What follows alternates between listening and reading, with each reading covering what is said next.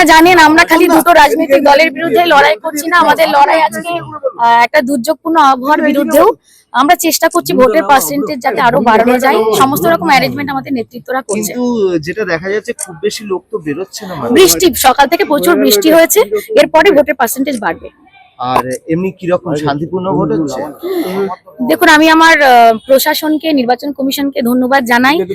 এখন পর্যন্ত ভোট খুব ভালোভাবে সুস্থভাবে মানুষ দিতে পারছে।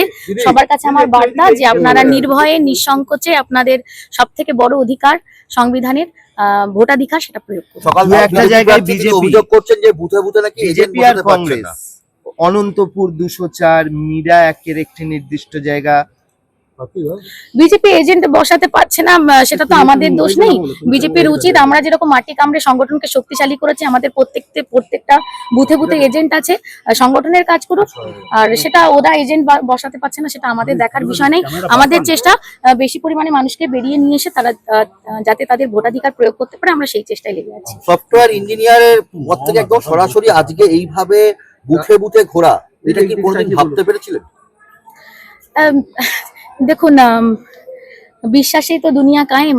আমার স্বপ্ন ছিল রাজনীতিতে আসা, এটা আমি ভেবেছিলাম, হঠাৎ করেই নয়। ভীষণ ভালো লাগছে আজকে, আমি ভীষণভাবে গর্বিত একজন নাগরিক হিসেবে এবং একজন প্রার্থী হিসেবে। আজকের এই দিনটি আমার জীবনে অত্যন্ত গুরুত্বপূর্ণ একটা দিন।